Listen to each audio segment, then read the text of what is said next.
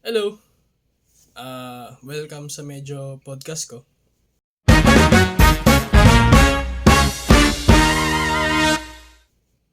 Cue intro. Ewan ko kung may intro ako. So, ngayon, pag-uusapan natin yung kung paano ko alagaan yung sarili ko in terms of life, physical, mental, emotional, and social. Bagay meron akong mga bullets dito. Pero mostly, share ko kung ano ba talaga yung ginagawa ko. Wala akong script. Ayun. Yung rubric yan yung ano yan ni Sir, PPT ni Sir. Anyway, ika nga nila, 'di ba? Na loving, kumbaga, pagmamahal is nagsisimula sa sarili yan. Kung hindi mo mahal yung sarili mo, paano ka magmamahal ng iba, 'di ba? Kung di mo inaalagaan yung sarili mo, paano mo malalaman paano mag-alaga ng ibang tao? So lahat yun nagsisimula sa sarili mo. So ano bang ginagawa natin? Ano bang mga pwede natin gawin para alagaan yung sarili natin? Ako, sa sarili ko, mostly, ina-identify ko kasi kung ano kailangan ko eh. Kailangan ko currently. So, kumari, galing akong school. And parang mabigat yung katawan ko. Siyempre, I will try my best na magpahinga muna. Kasi pag uwi ko ng bahay, may iba't ibang responsibilities yung tao eh. Mostly ako, try ko tumulong kala mama. Bibili na ako ulam, maghahain ako ng food para kumbaga, gagawa ko ng mga school works ko. Nakakain na sila. Kumbaga, matutulog na lang sila. Maano na lang, magagawa assignment or something like that. So, I think managing and caring for yourself in terms of, generally in life, i-identify mo dapat talaga kung anong kailangan mo currently. You need to know yourself. Diba? Kailangan mo mahanap yung sarili mo. Para kumbaga magkaunawahan kayo. Ano ba talaga gusto nyo? Dapat magkaayos kayo ng utak nyo. I remember time when I was in grade 9. I think kasi that's what I consider as my lowest point in life. Kasi parang not lowest point. Pero kumbaga yun yung pinaka wala akong confidence sa sarili ko. My relationship with my family is not the best. Was the worst at the time. I tend to self-isolate. Mostly ang nasa mindset ko after ko graduate, syempre. Alis na agad ako. Trabaho na ako lang mag-isa. And that tends to get lonely. So, at that time, I was mostly, seeking companionship with my friends. I think yun yung napansin ko looking back at the time. I was suffering socially. I never really had someone parang kumbaga di ko siya ma-explain eh. Pero tanda ko lang nun is I had a best friend. I had a best friend na kumbaga pag kami magkasama, we would just talk and talk and talk. Ang isang memory ko sa kanya is galing kami baklaran. Kasi nung grade 9, may ganito kami for defense.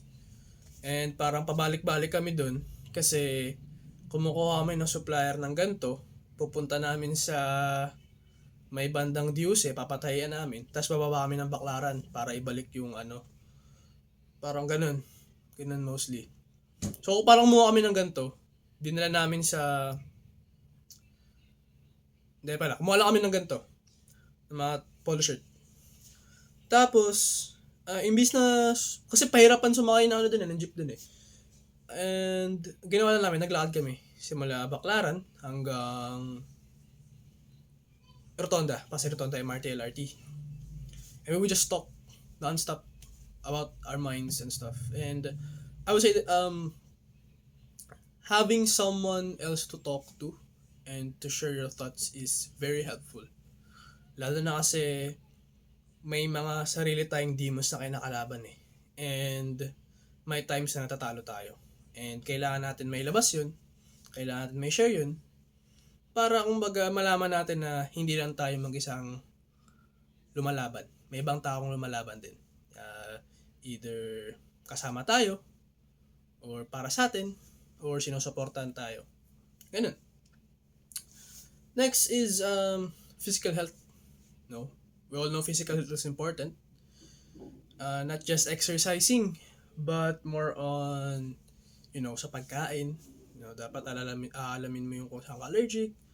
Ano ba yung mga hobbies mo. Siyempre, may mga times kasi na kahit kumbaga pagod yung utak mo, basta you're doing your hobbies, it's very relaxing. I think that's part of physical health as well. Kasi kumbaga naano mo yung muscle memory mo. Kahit paano gumagalaw ka pa rin eh. That's what's important. Lagi ka nagalaw. Lagi ka nag-burn ng calories. Next is mental health. I think we all know there's a thing called Mental Health Awareness Month. And it's very important. Very important na we always took care of this. Not just, exercising, not just, physical na anyo natin. Pero kung ano din nasa isip natin. Kasi, yung nagko-control na lahat eh. Kung ano mga desisyon mo, kung ano nararamdaman mo, kung anong gagawin mo. At kung hindi ka nakakapag-isip ng tama is napakahirap. 'Di ba? Napakahirap kapag maski yung hindi mo papagkakatiwalaan kung ano iniisip mo. That's very hard. So, I know that again, gaya ng sabi ko kanina, it's important for you to talk to someone.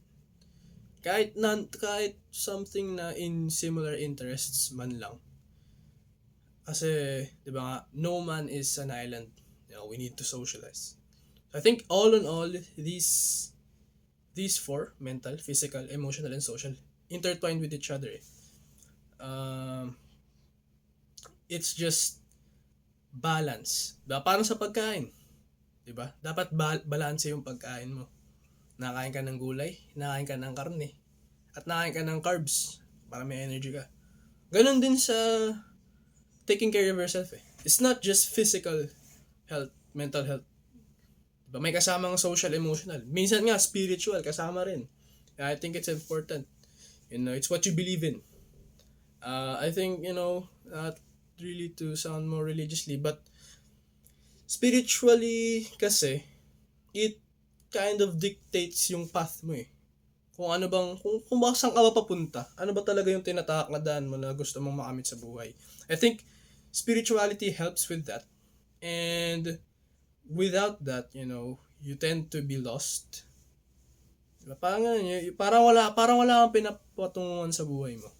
And I think that's important na you find your purpose. Find your purpose and you always set goals. And I think yung goals mo lagi na dadagdagan yan eh. Kung parang checkpoint, may nalagpasan ang goal, may bago na naman. But it keeps you going eh. I think that's also important eh. Parang may motivation ka para gumising sa araw-araw, para kumayod. It's very important. To conclude, medyo mahaba na, 8 minutes na rin. Habi dito 2 to 3 minute podcast style video. To conclude, I think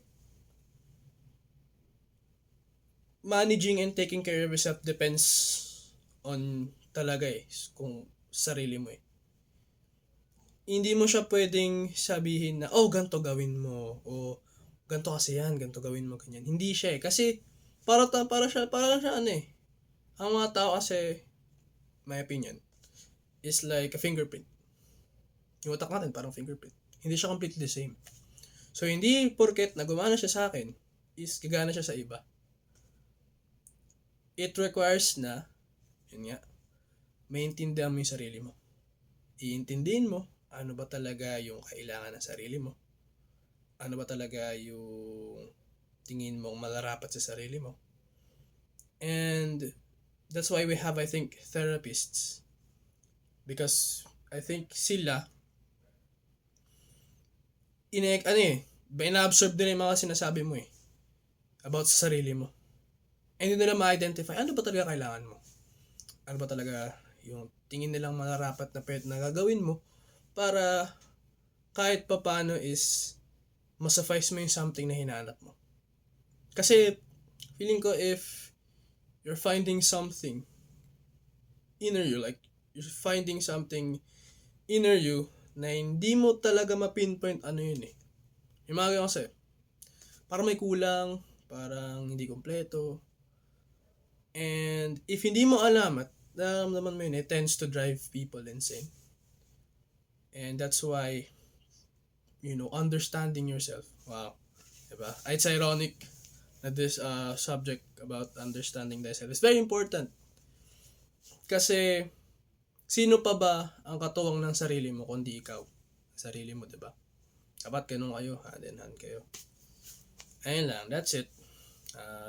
Thank you sa manonood nito. Thank you, sir. Cue outro. Kung may outro man ako. Hindi ako tama rin mag-edit. Yun lang.